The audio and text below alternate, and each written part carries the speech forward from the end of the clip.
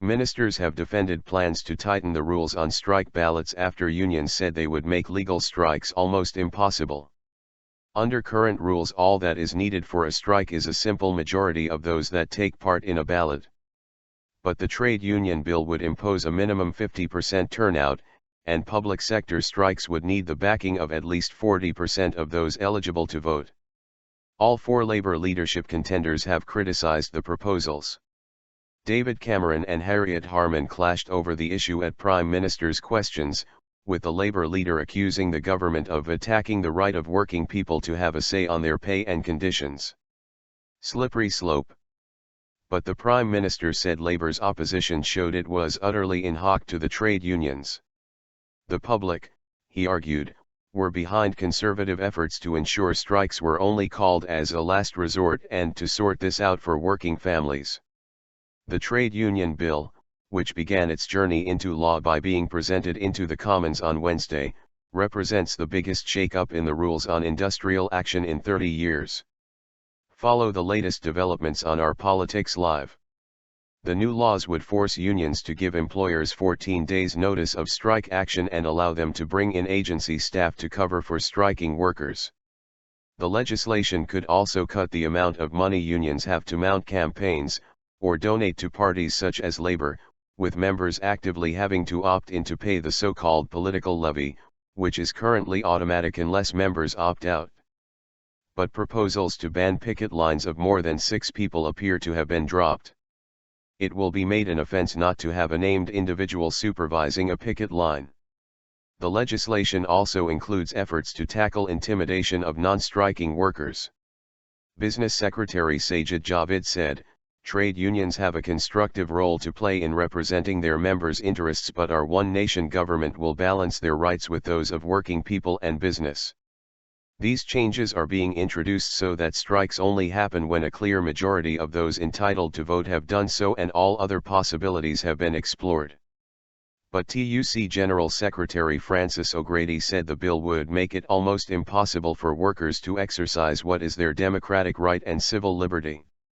Ms. O'Grady said the changes would enable employers to stick 2 fingers up to workers by bringing in agency staff to break any strikes, and people standing on picket lines would be subject to arrest.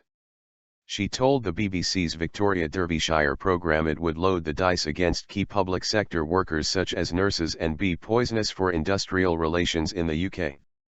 Strikes are at historically low levels. 2011 saw large protests over public sector pensions, leading to 1.4 million working days lost through labour disputes, the highest number since 1990. However, more working days were lost to labour disputes in 1926 than in the 37 years combined between 1974 to 2011, as the House of Commons Library points out. There are 149 registered trade unions. These range from large unions which protect the interests of broad groups of workers, such as Public Services Union Unison and the GMB Union for General Workers, to smaller bodies, including the Rugby Players Association and the North of England Zoological Society Staff Association. Unite is Britain's biggest trade union, with 1.4 million members. 24 trade unions have political funds to help them further their broader objectives, according to the Trade Union Certification Officer. Unions must put the continuation of political funds to a vote by members every 10 years. 13 trade unions with political funds are affiliated to the Labour Party and give it substantial sums of money. Unions not affiliated to Labour can give money to any political party they want.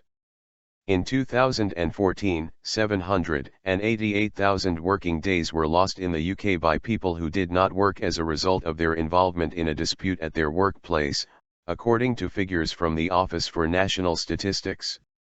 Mick Whelan, General Secretary of the Train Drivers Union SLEF, said the move smacks of Germany in the 1930s and accused the government of trying to neuter the unions.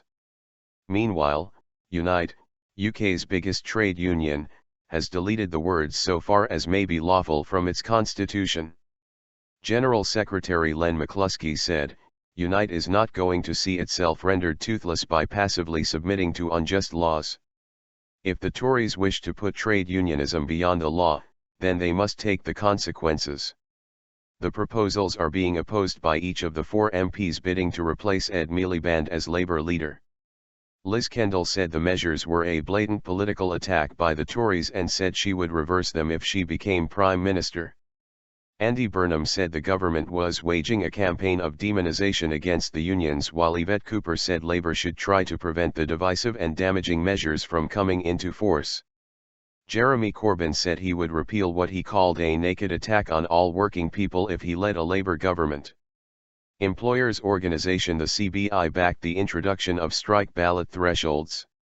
Director General Katya Hall said it was an important, but fair, step to ensure that strikes have the clear support of the workforce. Adam Marshall, Policy and External Affairs Executive Director at the British Chambers of Commerce, said the right to strike must be exercised with the greatest restraint. Consultations on the 40% strike ballot threshold for key public sectors, picketing rules and use of agency workers will be open until September. The Conservatives had wanted to introduce the reforms during the coalition government, but the move was blocked by the Liberal Democrats. The bill was not debated at its first reading stage, which was its official introduction to Parliament.